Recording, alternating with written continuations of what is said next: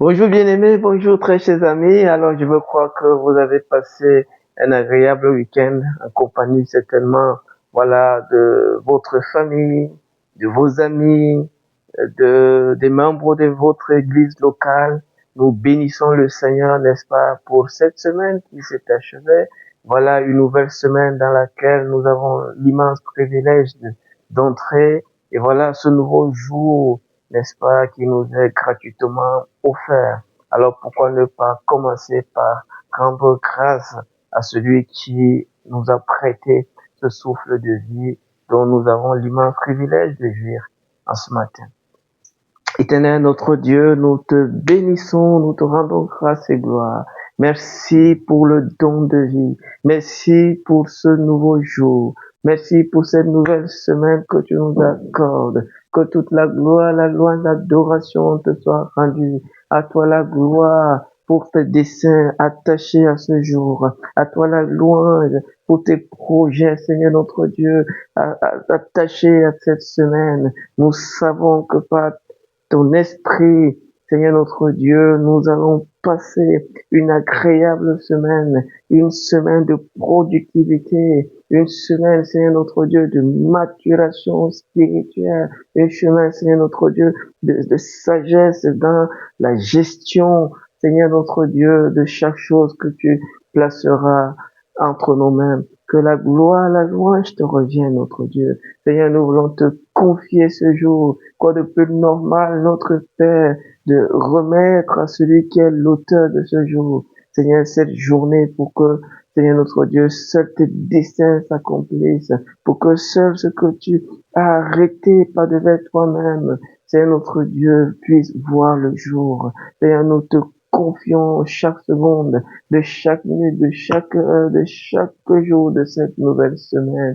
Et nous prions, ô notre Dieu, suppliant, réclamant que seuls tes desseins, seuls tes projets voient le jour dans nos vies et à travers nos vies, Seigneur, dans la vie de plusieurs qui sont appelés à être touchés par notre présence dans ce bas monde à un endroit donné au milieu d'une situation particulière.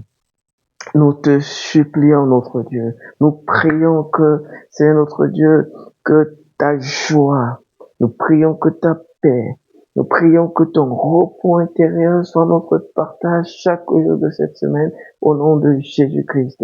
Nous prions que ta parole vivifie nos âmes. Nous prions que ta parole illumine notre esprit. Nous prions que ta parole soit effectivement cette dynamique qui nous pousse, Seigneur, à à faire tout ce qui relève de ton programme pour nos vies à travers cette semaine.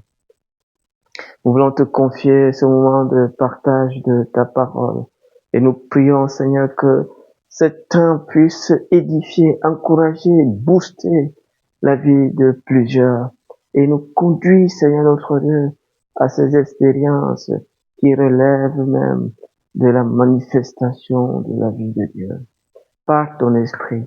Ô Esprit de Dieu, alors que nous avons l'immense privilège de plonger nos regards, de, plon- de regarder, de considérer ces passages qui parlent de toi, ces passages qui placent au cœur du développement de ces écrits que nous allons considérer. Oh, viens par ta sagesse, viens par ta compréhension, viens par ton entendement nous saisir et nous conduire dans toute la vérité de Dieu. Cette vérité qui sauve, cette vérité qui délivre, cette vérité qui affranchit, cette vérité qui libère. Cette vérité, c'est notre Dieu qui nous élève au niveau où Dieu nous attend, au niveau où Dieu nous agrée, au niveau où Dieu peut continuer son investissement dans nos vies. Nous te supplions, fais-le au nom de Jésus-Christ. Amen, amen, amen. Alors, bien-aimés, ce matin, nous allons, n'est-ce pas, avoir pour objet de méditation le 4e verset du 2e chapitre du livre d'Actes des Apôtres que nous avons commencé depuis c'est le 4e jour aujourd'hui. Alors, c'est le verset 4 qui dit, tous sont remplis de l'Esprit Saint et ils se mettent à parler d'autres langues. C'est l'Esprit qui leur donne de le faire, de faire cela. Ça, c'est la version parole de vie. La version Bible du semeur, la version semeur dit ceci. Aussitôt, ils furent tous remplis et commencèrent à parler dans différentes langues, chacun s'exprimant comme le Saint-Esprit lui donnait de le faire. La version Bible expliquée dit ceci. Ils furent tous remplis du Saint-Esprit et se mirent à parler en d'autres langues selon que l'Esprit leur donnait de s'exprimer. La version Louis II. Et ils furent remplis tous du Saint-Esprit et se mirent à parler en d'autres langues selon que l'Esprit leur donnait de s'exprimer. Quel merveilleux passage, quel passage excellent, que dis-je excellentissime, parce que on voit ici non seulement la réalité de la personne du Saint-Esprit, sa différence par rapport à l'onction qu'il libère, mais on aperçoit, on peut, n'est-ce pas, toucher du doigt un ensemble de choses extrêmement remarquables en ce qui concerne l'expérience de la vie spirituelle, l'expérience de la vie de Dieu. Alors, peut-être que je commencerai, n'est-ce pas, par partager vite fait quelques pensées. J'ai pas envie de donner le nom pour ne pas vous effrayer, mais je tâcherai d'être aussi bref que possible.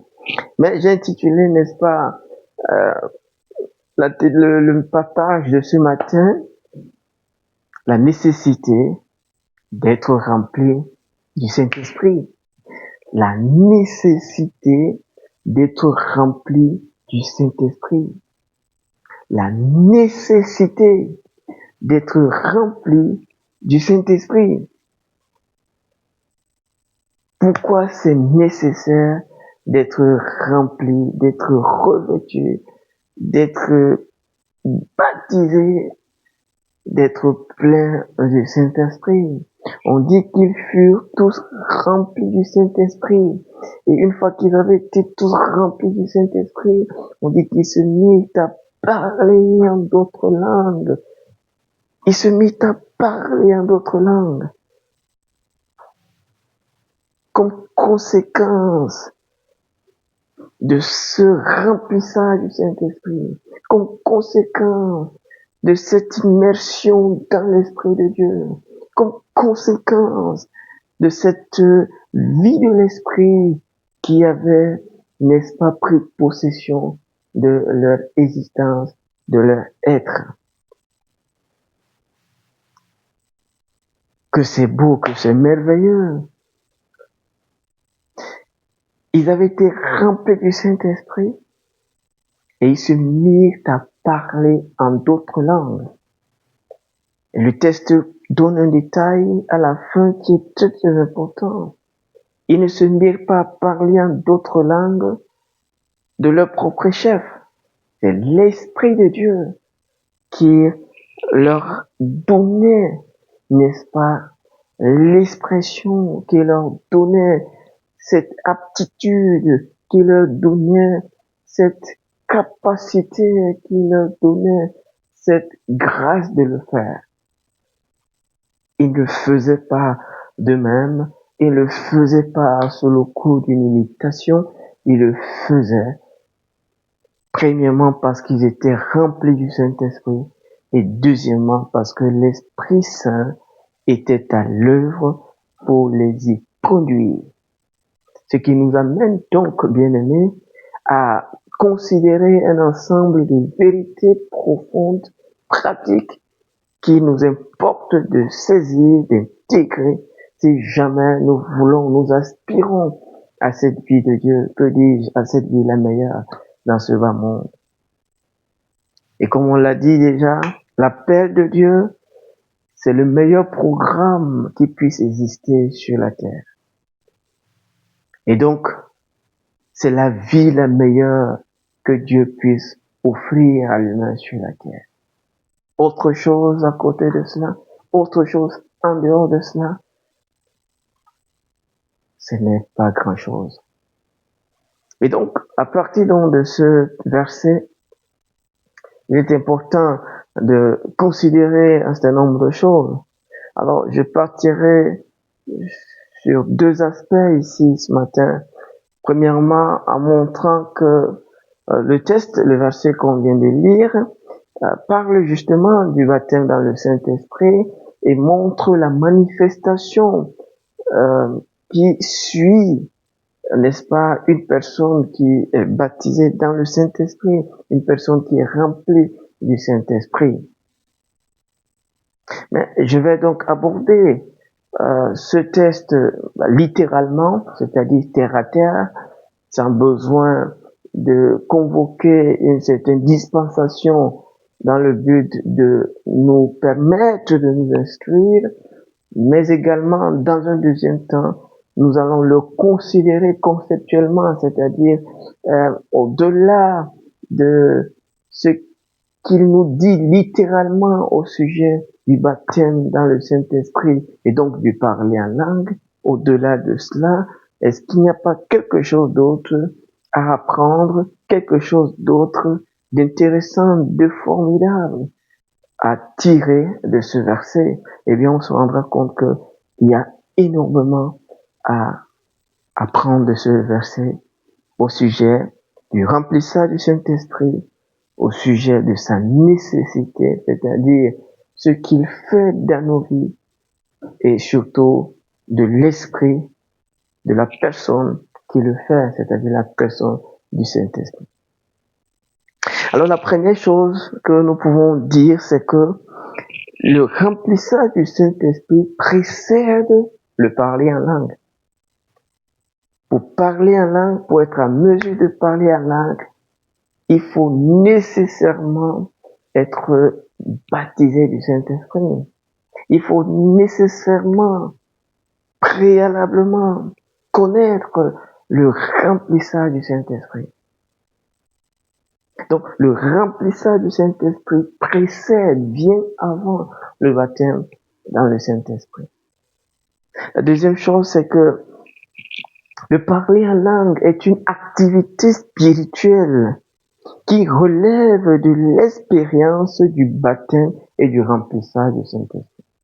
Pour être en mesure de parler en d'autres langues, pour être en mesure de t'exprimer, de vous exprimer dans une langue autre que celle à laquelle vous êtes habitué,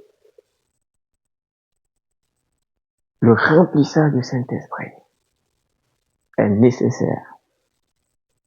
Troisième chose, la plénitude du Saint-Esprit est sans la plénitude du Saint-Esprit, il est impossible de parler en langue. Sans la plénitude du Saint-Esprit, il est impossible de parler en langue. Parlez-vous en langue? Cela veut dire qu'il y a une dimension de l'Esprit de Dieu qui vous a touché, qui vous a saisi. Ne parlez-vous pas en langue? Aspirez, réclamez dès maintenant d'être rempli du Saint-Esprit. Une fois que vous êtes rempli du Saint-Esprit, le parler en langue va suivre. Une fois que vous êtes rempli du Saint-Esprit, le parler en langue va y découler. Le parler en langue vient à ceux qui sont remplis du Saint-Esprit. On a besoin d'être rempli du Saint-Esprit pour parler en langue. La Bible le dit clairement. Ils furent tous remplis du Saint-Esprit et se mirent à parler en langue. Je ne veux pas verser dans les débats autour de la question du parler en langue. Je vous donne juste la réalité littérale que ce verset place devant nous. Ils furent tous remplis du Saint-Esprit et se mirent à parler en d'autres langues. C'est aussi simple que ça. Si vous voulez parler en langue, eh bien, demandez à être rempli du Saint-Esprit. Dans votre chambre, chez vous, je ne sais pas où que vous soyez, si vous aspirez au fond de votre cœur, de parler authentiquement, de parler de manière authentique, le parler en langue, alors demandez d'abord au Seigneur de vous remplir de son esprit. Réclamez le remplissage du Saint-Esprit. Alors le parler en langue viendra. La quatrième chose, c'est que parler en d'autres langues se comprend littéralement comme le fait de s'exprimer dans une langue ou utiliser un langage différent de celui auquel on est habitué. Par exemple, parler en langue pour Richard, c'est de parler une langue différente du français auquel il est habitué. Ce serait peut-être le mandarin que je ne connais pas. Ce serait peut-être le russe qui m'est totalement inconnu, dont je ne sais même pas lire l'alphabet. Comprenez bien aimé? Donc, parler en langue, littéralement, terre à terre, c'est s'exprimer dans une langue intelligible, mais aussi inintelligible. On y reviendra certainement. Ouais, c'est pour ça que je prends la peine, n'est-ce pas, de donner à chaque verset un thème, parce que nous reviendrons pour aborder chacune de ces thématiques-là de manière plus précise, de manière plus approfondie. Là, je nous place juste les vérités générales, mais profondes, de ce que chaque verset nous révèle. Parler en langue, parler en d'autres langues, c'est s'exprimer au-delà de la langue à laquelle on est habitué. Mais parler en langue, cinquième point, parler en d'autres langues, parler en langue, c'est aussi, se comprend aussi conceptuellement. Se comprend aussi conceptuellement comme le fait de manifester une vie nouvelle. Et c'est là où la particularité du partage de ce matin signe, n'est-ce pas, sa marque. C'est que parler en langue ne se limite pas seulement à s'exprimer en d'autres langues, intelligibles comme inintelligibles, comme je l'ai dit tantôt, parce que c'est ce qu'on va voir. Le parler en langue dans le contexte qui est placé devant nous va consister justement à s'exprimer dans d'autres langues autres que l'araméen ou l'hébreu ou le latin. Mais ce serait peut-être l'arabe ou le crétois ou le grec pour ceux qui n'en avaient jamais étudié. Parler en langue, c'est aussi le fait de manifester une vie différente. C'est ça, parler en langue aussi. De manière dispensationnelle. Parler en langue, c'est expérimenter une vie qu'on n'a pas connue jusqu'au jour où on est baptisé du Saint-Esprit, on est rempli du Saint-Esprit.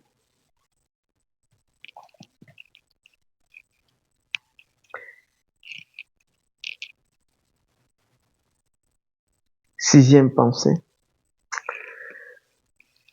La nouvelle vie est l'œuvre du Saint-Esprit qui a fait son entrée et a pris possession de nous. Il n'est pas possible de connaître une nouvelle vie ou une vie nouvelle sans l'Esprit de Dieu qui vient faire son entrée et qui prend possession de nous. La vie nouvelle, c'est la présence ou la preuve de la présence de l'Esprit de Dieu, la preuve de la présence d'un esprit nouveau qui a élu domicile en nous et bien plus qui a pris possession de nous. Parce que le remplissage du Saint-Esprit nous met dans une position de dépendance. Il n'est pas possible d'être rempli du Saint-Esprit et mener une vie d'indépendance vis-à-vis du Saint-Esprit, vis-à-vis de Dieu. Ce serait tout simplement de la religion. Qu'est-ce qu'un religieux? Sinon une personne qui mène une vie indépendante vis-à-vis de Dieu, quoique se réclamant de Dieu.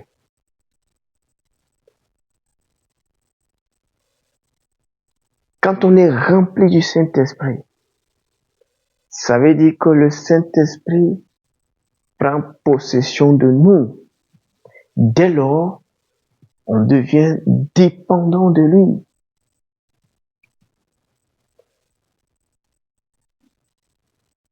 Votre indépendance vis-à-vis du Seigneur, votre indépendance vis-à-vis de l'Esprit de Dieu est la preuve que vous n'avez pas encore été rempli du Saint-Esprit. Une personne qui est submergée par l'eau dépend de l'eau.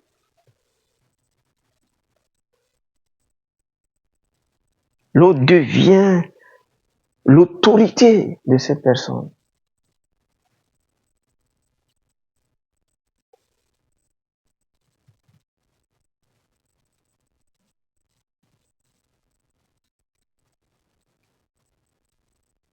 L'indépendance vis-à-vis de Dieu est la preuve que nous n'avons pas été remplis du Saint-Esprit. Et c'est pour ça que c'est nécessaire, c'est important que nous soyons remplis du Saint-Esprit. On n'est pas rempli du Saint-Esprit pour juste faire les miracles. Non, bien-aimé, non, non, non. On est rempli du Saint-Esprit parce qu'on veut vivre pour Dieu. On est rempli du Saint-Esprit parce qu'on veut expérimenter la vie nouvelle. Cette vie qui vient de Dieu, cette vie qui est impulsée par l'Esprit de Dieu, bien-aimé. On n'est pas rempli du Saint-Esprit pour la grandiloquence, pour la brailladise.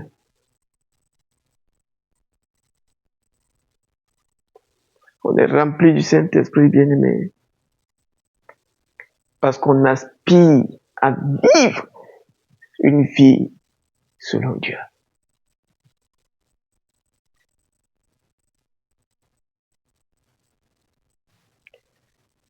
Et là, nous avons une révélation, frères et sœurs. au sujet de la nécessité d'être rempli du Saint-Esprit.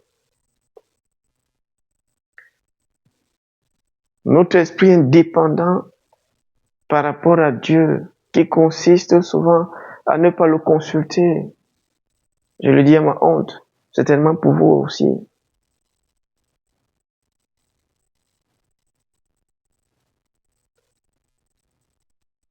Quand on fait les choses sans consulter l'Esprit de Dieu, quand on fait les choses sans réclamer la direction de Dieu, et on se réclame de lui, que faisons-nous? Nous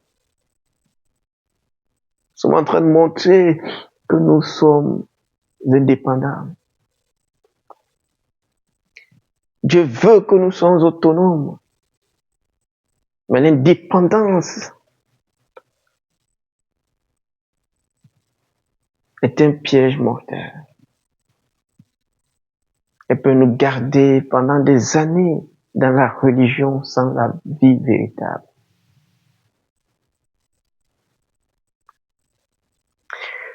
Septième pensée, sans la plénitude du Saint-Esprit, manifester une vie différente de celle à laquelle on a été habitué n'est pas envisageable. Si je veux manifester une vie différente, si je veux manifester la vie de Dieu, j'ai besoin d'être rempli du Saint-Esprit. La plénitude du Saint-Esprit produit en moi une capacité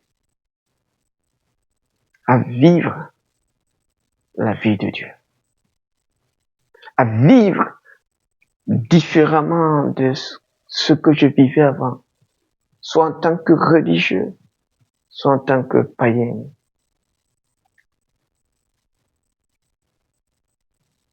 Huitième pensée, le remplissage du Saint-Esprit est nécessaire pour mener une vie différente et édifiante. Il n'est pas juste question de mener une vie différente, il est surtout question de mener une vie édifiante, une vie bénissante, une vie qui est utile à Dieu et à nos concitoyens.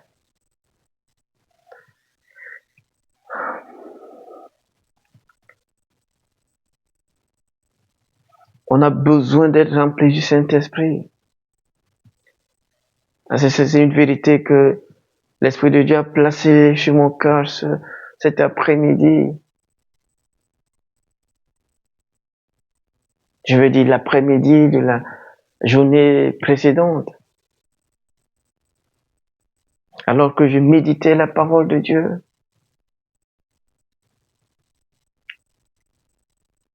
Il m'a dit, le remplissage du Saint-Esprit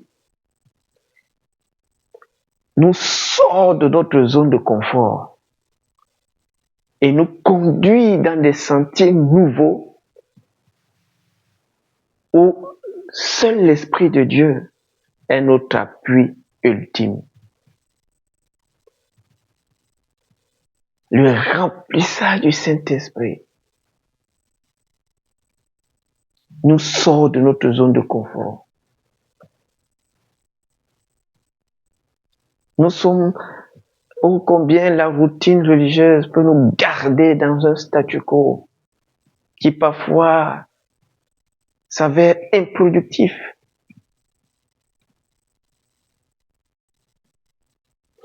On a besoin du Saint-Esprit, on a besoin d'être rempli du Saint-Esprit pour parler en d'autres langues, c'est-à-dire pour connaître de nouvelles expériences avec Dieu, pour connaître une nouvelle dimension de la vie de Dieu, pour connaître un nouveau seuil de maturité spirituelle, de visibilité spirituelle, de compréhension spirituelle, d'intelligence spirituelle, de sagesse spirituelle.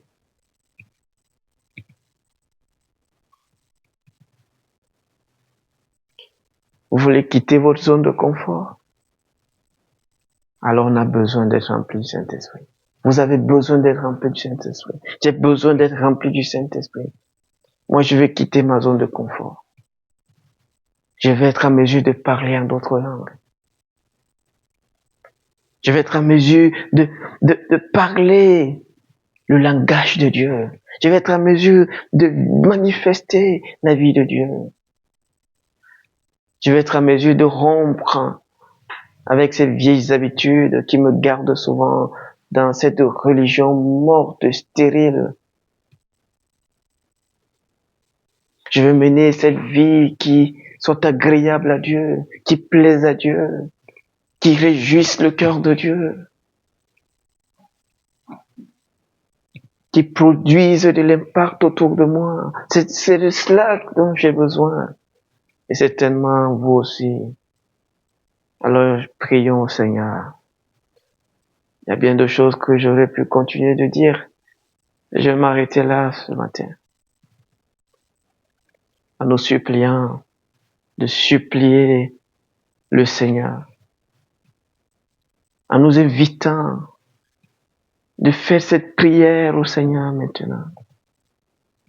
Mes mots ne sont pas des formules. Vous pouvez parler au Seigneur avec vos propres mots, mais de grâce, implorez qu'il vous remplisse de son esprit. Je ne sais pas quand est-ce qu'il le fera, mais selon qu'il regardera aux dispositions de votre cœur, il agira. J'ai connu des expériences spirituelles. J'ai connu un peu ce qui est décrit ici. J'ai connu la compréhension littérale de ce texte, où l'Esprit de Dieu s'était saisi de moi.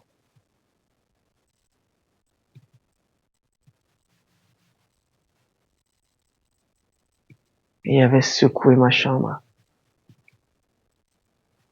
Alors vous pouvez aussi, bien aimé, connaître ces deux dimensions de l'Esprit de Dieu qui se manifestent par le fait de parler en d'autres langues. Parler en langue littéralement, mais aussi parler en langue en termes de manifester la vie même de Dieu. Alors prions ensemble. Seigneur, merci pour ta parole de ce matin. Merci pour l'invitation solennelle qu'elle nous fait. Et devant celle-ci, Seigneur, nous voulons nous incliner et réclamer, compte tenu de la nécessité d'être rempli du Saint-Esprit. Seigneur, remplis-nous. Tu connais le désir du cœur de chacun. Et tu es souverain quant au jour, à l'heure, à l'endroit où tu voudras remplir chacun. Tu nous as dit d'être remplis du Saint-Esprit dans Éphésiens 5, versets 18 à 20. Ne vous enivrez pas de vin, cela conduit à la débauche, mais soyez remplis du Saint-Esprit.